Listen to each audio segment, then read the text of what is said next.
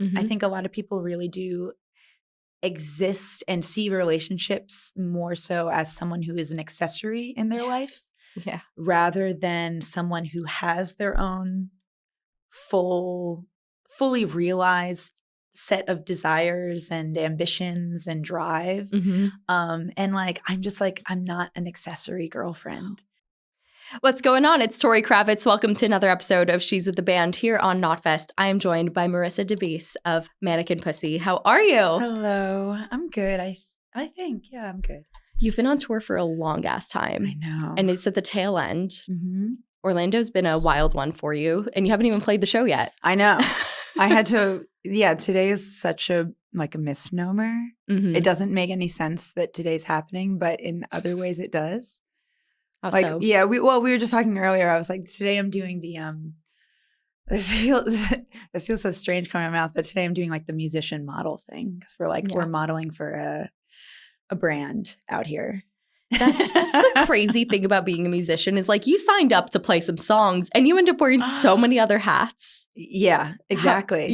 You think that writing songs is going to be the bulk of how you spend your time, but it's truly not. It's like this, the actual part where you get to feel like an artist a little bit actually gets like sometimes slimmer and slimmer. The more popular you get, the more it's like you're a podcaster today. You're a model today.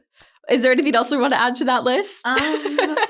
Just, America's sweetheart today. I don't know. And every day. Let's go. Well, I actually thought of you and something you said in another interview because I just got back from LA after being there for 2 months on the run. Similar but different to you. You're a little more on the run than me. But I was so excited to go to the grocery store. And I know that you also relish in like the domestic simple pleasures when you get home, right? Yes. How did you know what I was like just doing my notes app on the walk over here? For the grocery list? Yeah, I've been making my grocery list in between like pockets of time for the last like 3 days. Oh, so you really find joy in like the planning, the making of the list. Yes, I love making a grocery list. I think making a grocery list is like one of the hottest things I get to do now. I agree. I'm so glad I finally found someone who understands me because it sounds so dull. But when your life is so abnormal all the time, that becomes the abnormal thing. Yeah, when you have no control over what you're going to find to eat. Yeah. When you actually can exert some sort of domination in that realm, it is such a pleasure, such a joy. So I have my menu planned out for what I'm going to make as soon as I get home. What's on it? I never made like a hamachi crudo before, or like a salmon crudo. What? So I want to get like raw fish and then do like the yuzu, lime marinade. Okay, I chef. want to make I want to like make a menu. So do you also enjoy that time in the kitchen, the prep, the putting it together? I love every single part of it. Yeah. Wow. I wish we lived in the same place because I would just be like, girl, we going to the grocery store? What's up? Oh, that's honestly my favorite way to hang out now. Yes. Yeah. I had a friend and we went to Target the other day. It's just the simple pleasures. Hot. Yeah, it's so hot. I get it. So what has too, like this time on the road even taught you just about like the simple pleasures of like a normal human connection of like your peace and solitude? Do you see it differently now? I think I know what peace and solitude really looks like to me now in a way that maybe sometimes like when you're really in solitude, you're still not like living it peacefully. I mean, we're on call 24/7 on our phones even. Exactly. Always accessible. Like, so do you turn it all off when you get home too? Or I haven't been able to yet. Like, I think that the last really like 3 years of my life have been the busiest they've ever been, where I've been unable. Like, I took one vacation with Maxine, our lead guitarist, and like the entire time I was on calls like every single day. And this was not this past summer, but like 2023. And that was upsetting, but it had to be. Like it was just, that was like the way that the cards were dealt. And now I've actually already drafted my out of office reply for her. Do you go for a sassy Fuck one? you guys. Yeah. If anyone tries to reach me while I am November 24th to December 2nd of this year, good fucking luck. trying to find me. I love that. But you have to put in those boundaries or else who will? This was the year of learning what your boundaries were only because you got pushed so far past them. Sometimes it has to happen like that. I'm inspired today. My out of office is going to be so spicy when it comes time. No, but I really respect the hell out of that. And it makes me think too, the level of success you all have achieved is insane. Like I Got Heaven took over the world. So now that you have the success that you were striving for so long and you've gotten to this point of like, I need a minute out of office, is it everything you hoped it would be? I think it's bringing up other things that have been really necessary to kind of like work on in a lot of ways where it's strange because, you know, like I have a lot of friends in this industry. I have a lot of friends who are also artists. And like, I also have a lot of friends who have accomplished so much and like are, you know, just like maybe like a few steps ahead. And have been able to kind of like look back and offer their advice, which is really helpful. But they all said the same thing, which was like, as it gets bigger, it gets a lot harder. And how true that is, I wasn't expecting. I was thinking like, you know, I was like, like maybe, you know, I couldn't exactly tell what they meant until all of a sudden you really feel what they mean by that and just how unrelenting this whole kind of process of putting out a record can be, and just the music industry in general, where I think the music industry at a certain point when it sees that you're doing something that real people really connect with, that fans really connect with, you know, not just like algorithmic displays, but like genuinely people in a room selling out your shows, singing louder than you. Yeah, exactly. Like doing all that, you start to realize like, oh, yeah, the industry wants to turn you into a product more than a person. Oh, yeah, you're a machine now. Yeah. Congratulations. They want you to they want to like kind of separate you from your personhood and your artistry and just be on this kind of like marketing go, go, go. Here's a piece of me. Here's another piece of me. Here's another piece of me. And learning when to stop and realize like, okay, my cup is fucking empty and everyone keeps asking me to pour into them. So how do I actually just advocate for myself and make it stop for a little bit? That's huge. So yeah, because like everyone wants to just go as fast as you can possibly go. But sometimes really that's not sustainable to anyone's health. And especially like you created what you created with this album when your cup was full. So how are you expected to continue doing that when now you're like running ragged? I don't know. There's a lot to unpack there. Yeah. Yeah. But the thing that's interesting too, right, is, gosh, there's so much. So as you've gotten more into all of this, obviously this all stems from actual catharsis and creativity and passion for the music. And as things have gotten bigger, what is the most difficult fight you've had to fight just to maintain that integrity of who Mannequin Pussy is and always has been and will continue to be? I think that is still pretty intact. Good. Especially as like we are getting offered more things sometimes where like that just doesn't make sense to us. Like that doesn't seem to feel attuned to like who we are, not only as artists, but just as like people. So you'll turn things down when it's like we've turned down a lot of kind of crazy things that I think people on our team have been like, are you guys sure? Like, no, I was like, I don't know if you could say what, maybe but I'll tell you. Okay. But even like sometimes like major festivals or things like that where we're like, no, like I know it seems like we should play as much. I think that's like what we're learning is that you don't maybe need to like play 100 shows in a year. Yeah. How many have you played this year? Do you even have a tally on that now? I do have a tally. I think today might be like 87. That's a lot of shows. It's so many shows. And I think it's past the point of like, at first it felt like kind of like a number to be proud of. Right. But now it feels like a number that is just psychotic and like almost unhuman to have spent that much time traveling and in motion. Yeah. And then like when you think about your peace and your serenity and your solitude and like how I don't think it's anything new now, but like every touring musician will tell you, you just have like zero psychological space on tour. And are you still in a van? No, luckily, Oh, like, good. which is one of the nice things. I think van touring is especially difficult on the human body and spirit, I think. Yeah. It has to be done. But no, we're in a bandwagon now. Nice. The wagon. Enjoying the bumpy sleep. Yes, exactly. The bumpy sleep. Oh, yeah. Very restful. But it changed a lot of the things I thought I didn't like about touring were actually very specific to van touring is what I found out this year. Well, that's good. Yeah. So that's been taken off your plate. Good. And something I also, while we're talking about like the huge rise to success, right? So if I Google the album, the press coverage is so crazy. You've got like Pitchfork, Interview Magazine, NPR, Rolling Stone, every big name in music press loves you all, which is really cool. And congratulations on that. And I also have to think about the other side of the coin of coming from like punk roots, where there's been a very love-hate relationship between punk and mainstream media. So how do you feel getting that kind of love from, I'm going to call them the suits?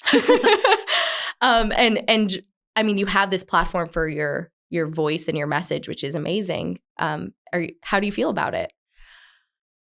I think because we are a band that has so much that we want to express and we want to say, it feels like such a privilege that people are really connecting with the artistry that we've been working on so much for like really the past decade, and the way that we've kind of made a commitment to ourselves and to each other to develop as artists. Like that really is still the most exciting part of all this, is just getting to write songs with each other and then being like so excited and inspired by what our collaborators bring, and then seeing that kind of like enter like almost like a cultural, I don't know, like ethos or something. Like it's been really interesting to see the way that people have gravitated towards certain songs on the record and try to think about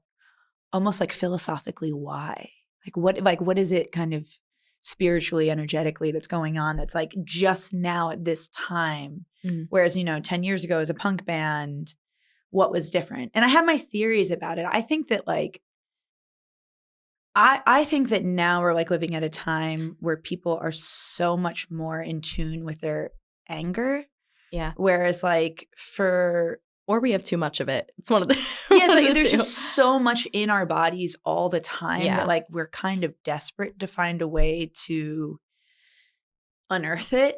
And like I say this at all of our shows, but like finding the anger inside of you, finding the rage inside of you, and then just learning how to transform it into something else that just doesn't sit in you. Well, I love the exercise you do where you have everyone scream. I saw that video and it's like such literally catharsis getting that out. It sounds incredible to see, to like feel a room of like over 1,000 people all just screaming together. Because I know that's why they're there. Like they're not Mannequin Pussy fans because they're afraid of their own rage. Yeah. Like they're Mannequin Pussy fans because they see what we are putting out reflected into them. And I think that we are one of those examples where artists are actually a reflection of their audience. Huge. Well, this really unearthed so many of my own revelations that I want to get into with you. Let's get into it. Let's fucking get into it. So I know that one of the really the overarching thing of I Got Heaven, and I'm literally in it right now, which is why I'm also excited to talk to you, is singledom and that enjoying your solitude, and in that, I'm going to call it glowing up, but because that's what I've been calling it, but really just getting in touch with yourself and who you are and what that identity is outside of a relationship. And you and a couple other members went through that fairly well. I don't know recently or when you went through it. Like within the last 3 years, I would say that's been going on for us. It was kind of incredible. It's like to like sit here now and kind of reflect on the past 3 years, thinking about basically the like nitro charge of my life the last 3 years that just suddenly was like, boom, bitch, let's go. Yeah. Once I made a conscious decision to like maybe stop coupling up with people who just are distracting from my time and energy and not like really pouring into me. Do you think that's correlated, your success and not having that anymore? Yes. I think I'm just like, I'm such a lover girl that when I really am in a relationship, I really want to, I'm strange because it's like, I both really want to like pour and nurture and provide, but also be like, I have an independent life and I need you to give me my fucking space. And like, I'm either one of those extremes almost. And so one, I think it's difficult to find someone who understands that sort of like obsession that you have with creating something in your own life. I think a lot of people really do exist and see relationships more so as someone who is an accessory in their life rather than someone who has their own fully realized set of desires and ambitions and drive. And like, I'm just like, I'm not an accessory girlfriend. That's just not my vibe. I can bring so much into someone's life, but I'm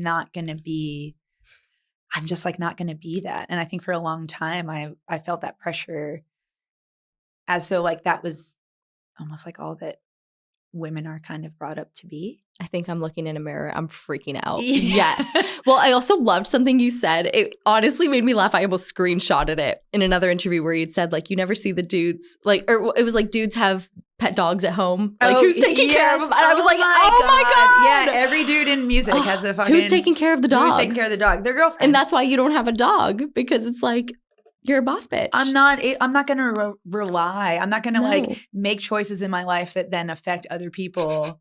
Imagine that. Until that like makes sense, you know? Yeah. Until like there's a solid partnership and understanding there. Yeah. And especially like when things like that happen where there is like a living thing involved, like a pet or a child, who goes first in putting their career to the side? Usually. Yeah. You know, things like those expectations are still on us. Absolutely. Yeah. So, I mean, I've seen the same thing happen in my life where things have just flourished since I've been single. And that's great. Yeah. It's awesome. But it's also just something that I feel like isn't tapped into a lot in music. That kind of confusing space of like, we're a little thirsty, but we're also like enjoying our singledom. Like you nailed it on this album.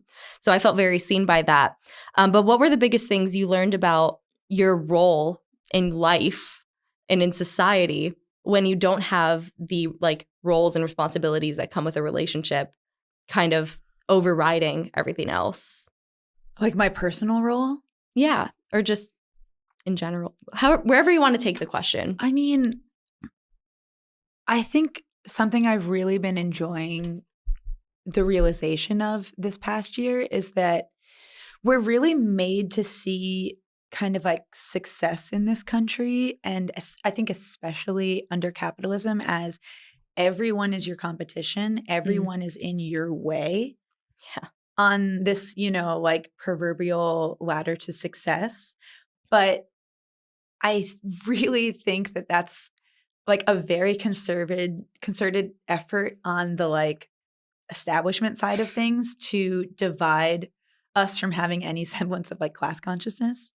Or being able to make us so hyper individual that we like lose sight of how much we still rely on community and support and friendship. And like what I've learned, especially being a part of this like collective that's a band, is that like a rising tide lifts all boats is like my favorite expression I learned this year, where it's like as my life has gotten better and stronger and more confident, I've seen that happen in the lives of like my closest collaborators and friends, and this kind of like also this like wide artistic net that we're able to kind of lift people up along with us. I'm sure like every opening band or anyone who crosses your path feels that energy from you. Yeah.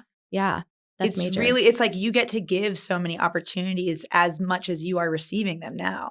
Yeah. And so it's like you want to be careful about, you know, how you cultivate that kind of spread of energy. And, you know, of course you want to give it to like people that you love and people that you believe in. Yeah. And that's the thing is like, especially, I mean, I say especially, but like every industry has it, but the music industry is so cutthroat, competitive. And, you know, especially we've seen time and time again, women getting pitted against each other, you name it. Right. And so it's a great point that there's room for everyone to succeed. I could have multiple bands on my playlists, you know, yeah, like, it's all good. Yeah, it's like a fan is not just gonna be a fan of like one band. No. That's crazy. Like, so like why musicians I think treating each other as competition instead of like potential collaborators is I think you see that less and less though, like with like the real artists that I know. Like the people who are like really fucking musicians, people who are about the fucking work, who are about the creativity, who are about that sort of drive, they don't have that sort of worldview. Or people who are confident, right? Like people who are sure of themselves don't necessarily feel that need to compete. Yeah. They know they're good. Yeah, exactly. Like, you know you're good. Yeah, I feel like this is the first year where I've been like, like humility is good. Being like humble to a certain degree is polite, but also knowing like your own kind of power and strength and is, I think, also completely acceptable. Yeah. And I think also, you know, it's like women, you're definitely taught a little bit to diminish. Yeah. Like, oh, you think so? Oh, no, good. me? Yeah, no, it couldn't be. But yeah, now I'm like, I don't know. Yeah. And you know what I love especially about this vibe that you are exuding is it scares so many people. It scares a lot of people. And in that discomfort, I would like to hope those who are ready will maybe question why they're a little uncomfortable with that, right? So have you had any interesting interactions as you've kind of come into your own confidence where maybe you've been able to reaffirm your power as a front woman or your ability to kind of change that stigma of confident women? You know, I did start therapy this year. Congrats. Thank you. Huge change, but also necessary because I think everything about this job is so fucking unnatural. There's nothing to prepare you for it. Like there's a point where you're like, oh, okay, my job is to be incredibly seen by like thousands of people who now in this modern age have like a 24/7 access to you to possibly like say whatever the fuck they want to, whether that's flattery or it's the harshest thing they could think of because they like want to seek you out to make you feel worse about yourself. Heard. And it really makes me feel for younger people in this industry because I don't know how I would have handled being like in my 20s and having any sort of success and attention before I actually did some sort of self work to just like myself. Because I feel like in your 20s, you're so desperate to know what people think of you because you're still kind of formulating your own opinion on yourself. Yeah. Or you're learning how to appreciate yourself through your, you know, your faults and your flaws as well. Yeah. And so like you can have, it's cliche, but it's true. It's like in your 20s, especially, you can have like 100 nice comments, but the one that tells you you're a piece of shit is the only one you're going to hear. Totally. And so I feel really lucky to have like, it's also really weird to be like in your fucking 30s when your rock band popped off. But thank God, because it's already been really hard to start to just psychologically handle some of it. But if I was in my 20s, I think I'd be a wreck. Yeah. Like luckily now, it doesn't matter what anyone says about me, whether it's good or bad, because like I don't either. Yeah, I really don't. And I feel extremely lucky for that. Yeah, you have confidence like a rock then. Yeah. In who but I've you also are. been working on that for the past 3 years. Right. I really felt like the last 3 years of my life, I've been kind of like working towards this year and the years that will come. Rockstar to like boot camp. Prepare me. Yeah. To just prepare me for it. I love that though, because that just shows I personally am a believer that nothing's a coincidence. So like the things that happened were meant to get you here. And so you could be ready for the chaos that has ensued. Yeah. So that's really interesting. And even just talking about comments and the internet and what it is, something I absolutely adore that I've seen. This will be my first time seeing you all live tonight, which I'm very excited for. But I've seen enough clips online to know like you have these monologues and way of speaking, not just in interviews, but on stage that is so poignant. And you just have a way with words when you speak. And you've spoken out about some really important shit. You're talking about politics, human rights, women's rights, etc. And you strike me as so confident, but I feel like I would have so much anxiety about getting those words right when everything's under a microscope online and your words may be picked apart. And a lot of people are saying like, you can't do everything right or can't do everything perfectly. So how do you feel about that? Do you feel a pressure in the way you are watched so closely? Yeah, I think this year is the first year it's like really started to kind of creep into me a little bit where, again, it feels, it's like what I was saying earlier was like, it's very unnatural in some ways, this job where it's unnatural to have a job where people applaud for you.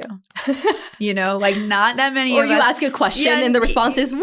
Yeah, exactly. Like there's not that sort of, that's just not something that exists in most people's realities or livelihoods or anything. I hope not. I don't know that I can handle that. Yeah, it's weird. It is. And I think luckily I don't really have stage fright, and these are just the things I think about in my mind as I'm like walking down the street or I'm at the gym or I'm like washing the dishes at my home. Like these are just the things that are in my head. Yeah. So when I'm on stage and I have a microphone and an audience and I have an opportunity to connect and I think also reflect the frustrations and rage that like our audience feels, because I know that's why they're there. I know that they're there because something in our music reflected in them and they felt a part of themselves when they listened to our music. So I know that in some way they're like me. They're like the four of us. And so I want to take a moment to acknowledge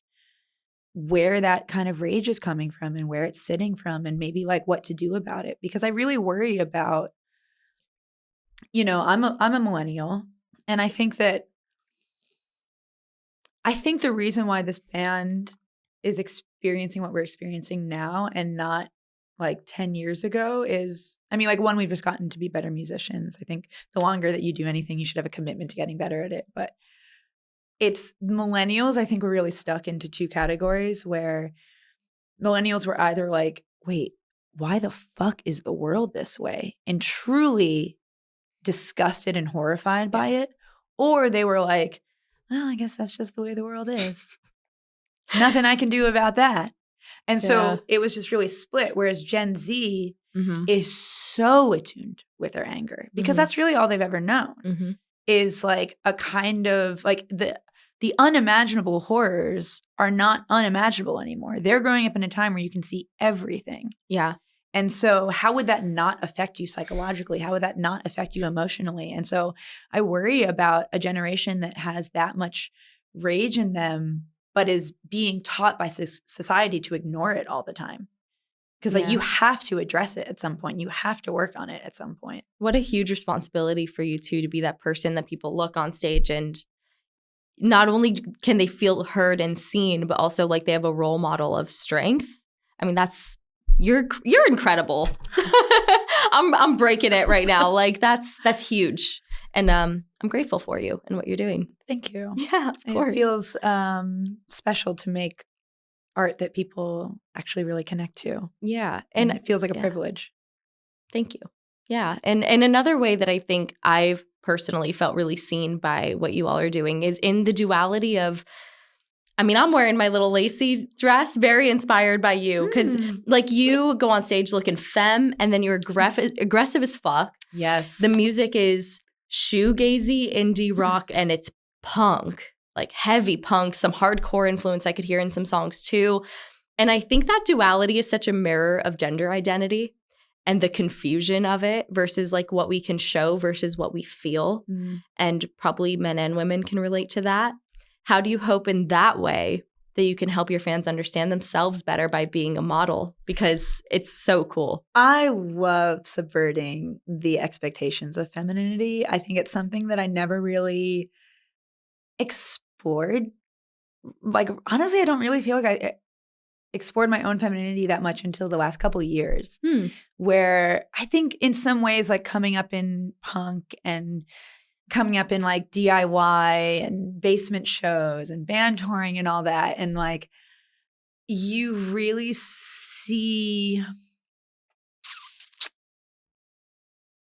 I don't want to say there's like a laziness, but there's there's something about people see authenticity as like exactly as maybe the audience would look, but on stage. Mm-hmm. I don't know if this is making sense, but it like, makes total sense. As someone who's been to a million hardcore shows. yeah.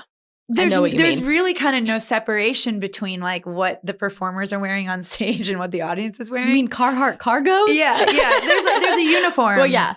There's a uniform for it for sure. And I feel like when I like look back on, you know, like photos of performing in the past, and for a while I realized I like wore a lot of suits and like more kind of like masculine leaning things. And I think because that's how I felt at the time, like I wanted to lean into that. I love just playing with style and playing with clothes. But then something about, I think this record really like unlocked something in me where I'm like, I just feel so feminine and I feel so graceful and I feel so like I want to hold myself like strong and proper while also giving light and voice to the absolute fucking rage that is simmering inside of me all the time. And so I was just like, I can't think of a better like visual representation for how I feel than being like glammed the fuck out in like a corset, like fitting gown while I am screaming in people's faces. Badass. It just feels right. Yes. And I love that I can go to your show dressed the same and not feel weird about it. Yeah. Like that's really cool too, because as I go to heavy shows, most of the time you want to blend in or dress the more masculine side of things. So I love when an artist almost gives me permission too to do that. So you've created like this safe space where I'm going to show up in my little lacy dress tonight, which I would never usually do. I would say our audiences now are predominantly like young femmes and they're fucking turning out looks and I love it. I love that. Which came first, the experimentation with the softer side of your music or the softer side of your fashion, or was it kind of just at the same time? I think on every MP record there's been a few soft songs where like before we write any record I'll have like 20 songs that are just like basically acoustic ballads, and then all of a sudden something will like kick in and I'm like, okay, I can like write some riffs now. But I think that side of me is always there. Like I said earlier, That's like true. I'm a lover girl. Like I feel that side of myself very much. Like I have a sensitivity in me, and you know, where better to put that than into your art? Yeah, and you do see like so many bands that are in kind of the rock sphere. It kind of goes one way or the other. Like there's sort of just the extremes. So to be a little more ambiguous, I mean, I think that's really cool and rare. So it's fun. I mean, like it's fucking rock and roll. Like the idea, like in terms of like my rock gods, like the people that I looked up to, they weren't fucking showing up there in the same shit that they were wearing to sound check. Like they were rolling out of the best. I mean, I'm thinking like Iggy Pop and Karen O and like, I mean, even like fucking Bowie. Like let's talk about like the rock gods. Like they showed up. And you can see that they like thought and like were able to articulate this other extension of their artistic self through fashion. For sure. And it just makes sense. It's strange to me that it's like something that's seen as being like a lesser art form where I see fashion and makeup and hair and all that as an art form in and of itself. It is. It's so much creativity can be involved if you allow it. Where do you normally thrift? Is that your primary go-to? I have been a little fancy this year. Oh. So I have indulged in some designer pieces. But yeah, I like thrift all the time. What designer pieces? I'm dying to know now. That's so cool. I did buy, I feel like we got some check. And I was like, I have been subletting my apartment for like, I hadn't like really paid rent for like 3 months. You are a businesswoman. Yeah. I mean, I got to like think about my streams of income here. Cause it's also like when you stop touring, you kind of like stop. Yeah. Whatever. But well, we're not worried about you not touring. Yeah. We're worried about quite the opposite. But yeah. What did I get awesome. that was a really exciting piece? Oh, I bought a Vivienne Westwood blazer. And like this harness that is also Vivienne Westwood. And that was like my huge indulgence from last year. Amazing designer choice as well. Yeah. I mean, very true to our genre here. Yeah, in terms of like a punk queen. Yes. I think she is actually an incredible example of someone who really was fusing like art and politics and her specific view of the world and the way that she wanted to represent, I think. I mean, in I think a lot of ways she would be like one of the hallmarks of like what's now being called feminine rage. Yes. I mean, when you think about it that way too, music, fashion, and makeup, all of that has always been intertwined. It's just somewhere along the way we got a little lost in the showmanship. I think as we gave the keys to the men to decide what is, you know, what's rock and roll, what's fucking punk, what's whatever. And I think as like women are stepping more into power, like this has been an undoubtedly amazing year for women in music. Yeah. And the thing is like we talk a lot about like women in pop. Like name a single pop record by a man that like anyone's given a fuck about this year. I'm not even trying to say that to be like inflammatory or like whatever. And I'm sure if this like gets spliced up, the comments will be like someone, but who? No. Who? I'm just thinking of Chapel. I'm thinking of Sabrina. Yeah, Chapel, Sabrina, Charlie. Yeah, Charlie. Like basically they wrote pop music this year. And I would like to say this, again, not inflammatory. Maybe this is the challenge. All right, men, step up. Yeah. Yeah, join us. What do the men in pop have to say? Right. 100%. And I think that's like what we're seeing is not, it's not just about the style. It's not just about the way an artist looks. It's not just about, you know, the interpretation. It's about what they are actually saying and the artistry that they are putting out into the world. And that's what people are connecting with. And I think we're also seeing that women have a unique brand of rage. Yeah. As we've seen on this album too. Yeah. Yeah. I mean, even in the rock world, like, besides us. I'm thinking of Scowl right now. That's who comes to mind for me. They didn't put out a record this year. Well, they didn't put out a record this year. I was just thinking of fashion. Oh, okay. My brain went there for fashion purposes. But yeah, in the rock world too, it's been women 2024 for rock.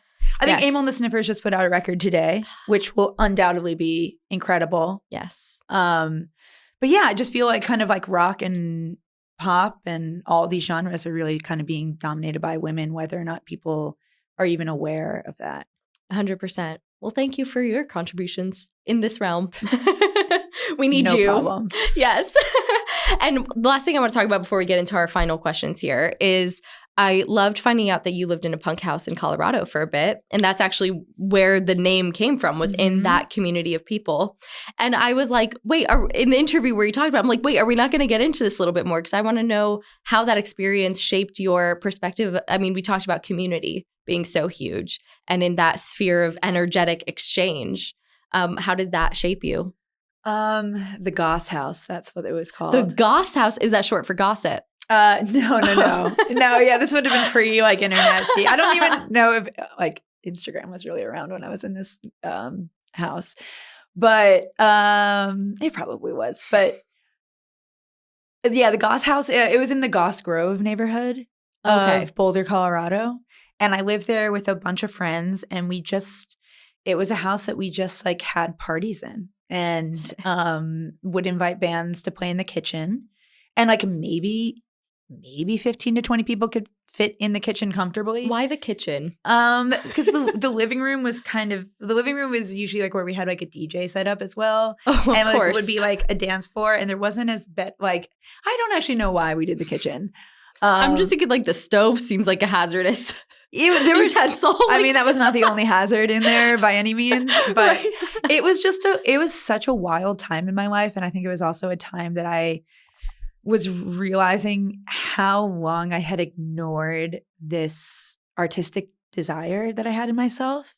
Because no one, like, you don't grow up and anyone tells you could like be an artist. No, it's quite the opposite. Yeah. It's like, so when are you going to be a lawyer, work in a bank? Exactly. It's like no one would ever offer that on a platter as a possibility. Mm-hmm. And I think unless you have some sort of virtuosic like capability, you know, if you're like a young wonderkind or something. Yeah, exactly. Like if you're a prodigy in music, then maybe they'll push you to be like, oh, you could be like a session musician or something. Right. But no one ever thinks of like actually being an artist. But anyway, so I was like in this group of people in Colorado who were just like the exact incredible, creative group of individuals that I could have possibly been around at that time. I mean, we were all so depressed. We were all early 20s, learning the realities of the world, learning about the dangerous myths of America, like learning about all these things that were both destroying our worldview and building it back up at the same time. And like starting to channel, I think, a lot of that energy into music and punk and just having parties and this kind of like dystopian hedonism almost. Because I think even back then we were like, wow, the world's fucked. And everything that we learn is just telling us like, we have no time to fix this. Yeah. And urgency. Yeah. But they were like, the moment is, that was like, years ago before it was like, time's up now. Right. So like now the effects are here. And so then even it was just like, okay, well, I guess like we should just be like angry hedonists or something. Yeah. Change the world one house party at a time. Yeah, right? Exactly. Like let's just like let's have a place to just have some fucking fun. Yes. While we can and make something. And yeah, it was just like really just people coming together to put on great shows and start bands. And a lot of people's like first time playing was in that kitchen. And so cool. Yeah, like I think the first song I ever wrote was in that house. And yeah, just an incredibly special time in my life. It sounds it. Like I see you kind of beaming when you talk about it too. So that's how I know it was really impactful. And I think too, these days, I mean, social media has only gotten bigger and bigger, right? And it feels isolating in the world. Like how are kids meeting people these days? How are those communities building now? I know it was a while back that you were doing that, but do you have any advice for like anyone who's younger listening? Because like I want a punk house. Well, honestly, I feel like back then it was like you just kind of you could tell who the misfits were a little bit. Yeah. It was easier to tell too. Because now our alternative fashion's kind of cool. Yeah, it is. Like, it is cool. Who's real around here? Who really has that like alternative bent in them that they're really feeling. Back then, I think it was a little bit easier to discern. So basically, good luck, guys. But it was also kind of like the like they talk about the indie sleaze resurgence. Like that's what we were living actually. Like we were the indie sleaze kids. Oh, you were the coolest. Yeah, then. Yeah, we were cool, and we were just desperate to find anyone else in Colorado who like liked music and liked culture and liked art. Because pretty much everyone like a lot of people in Colorado are pretty square. They're like, I go mountain climbing, which is cool. Yeah. Just not for me. That's great. Cool. But I'm not going to, that's not the way I'm going to get strapped up. No. And do that stuff. So yeah, I think Colorado was just like, I don't know. I think we just found each other in I can't. Well, your shows are probably a great place to be finding those people for anyone who wants to start it up now. I have heard of a lot of people actually who have like legitimately fallen in love in Mannequin Pussy shows. Name something more romantic. I don't think we can. I have gotten so many messages from people who are like, I met my girlfriend, I met my boyfriend, I met my whoever at like a Mannequin Pussy show.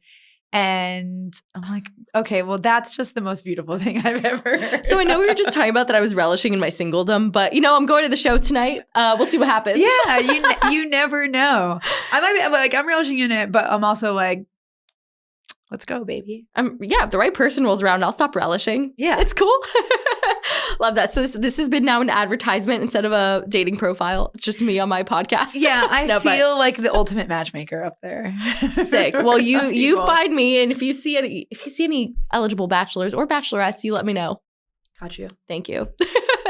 Well, on that note, we have 4 jaw-dropping questions to finish out our episode. Are you ready? Okay, yes. We ask each every guest, so it's your turn.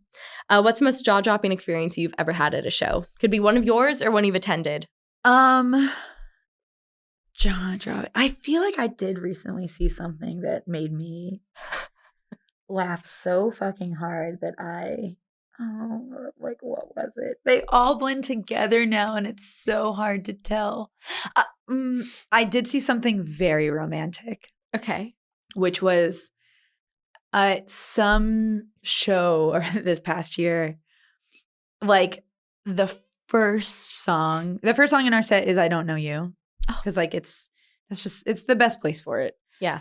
And there was this one show where like somehow they like opened up a pit for I Don't Know You. That's a choice. Which I was like, that's incredible that you were able to do that. But I think like when the song kicks in and it gets loud and there's this pit going, and in the very center of the pit were these like two young girls making out.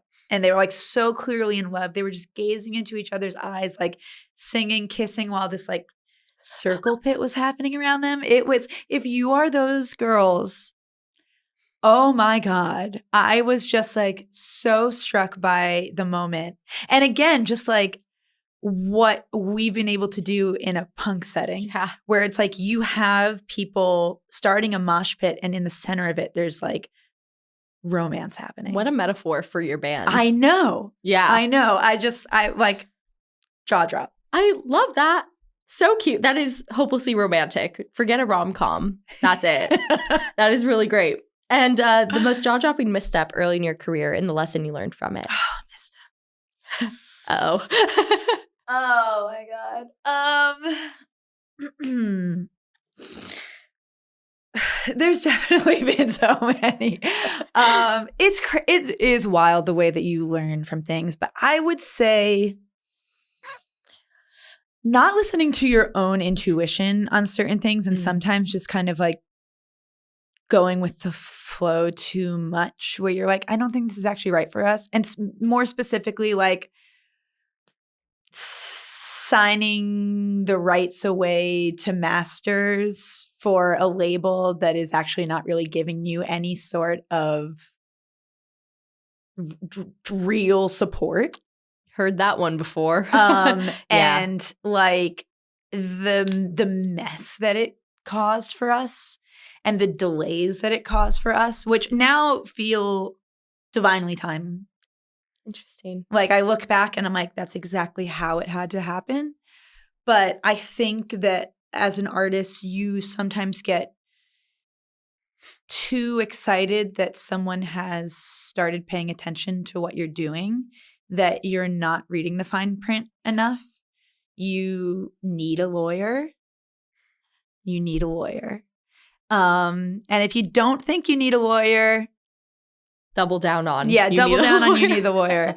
Yeah, you need someone to look that over. And also just like, don't be afraid to negotiate for yourself. Because I think there's also this experience where you think like, oh no, like if I turn down this festival, they'll never ask us again. Right. And like we now, you know, like I think a good example of this would also be like, I won't say who, but there was like some festival some time ago that was like, oh, we'll give you like $5,000 to play a festival. And we're like, no, that's not enough. That's not even like what we would get paid for our own like headliner now. Yeah. Like, no.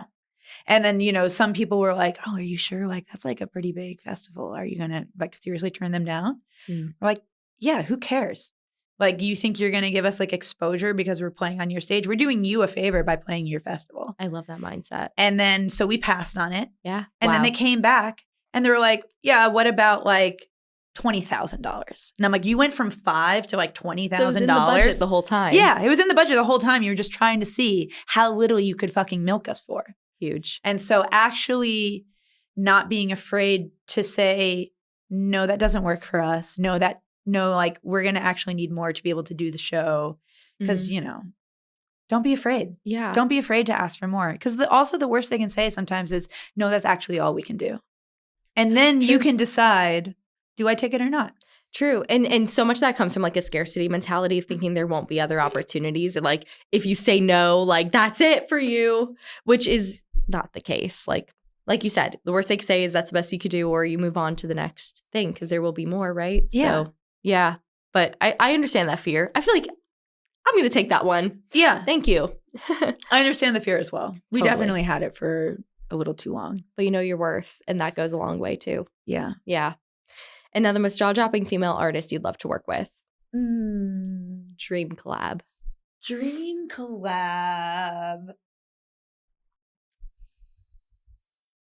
Oh, there's kind of so many now. There's just so many incredible artists who I love so much. I mean, like, I'll take a top 3. Karen O is just such an icon to me. She is just everything exciting about rock and roll. She's such a reason I wanted to be in a band in the first place. Like she, I would love to, and it's in some ways like I don't need to be on the track with them. I'll just be in the studio. I'll write a little something. I would rather write for people's like, I like everyone else's voice more than my own, which I think is natural. So I'd rather just do that for people. Karen O, I just like love her so much. Who else is so amazing right now who I love? I mean, honestly, to bring him up again, Iggy Pop, I love him so much. Yeah. He was like the first, I think the Stooges is a huge reason I got into punk in the first place. And I actually know that he's a Mannequin Pussy fan because he's played us on his radio show a few times. Oh, that's so cool. On BBC. And he, thank you, Iggy, has also called out how ridiculous it is that the BBC has to call us Mannequin P. He's like, they won't let me say the name, but Mannequin P, you can look it up. That's so funny. Love Iggy. And then if I had another person right now,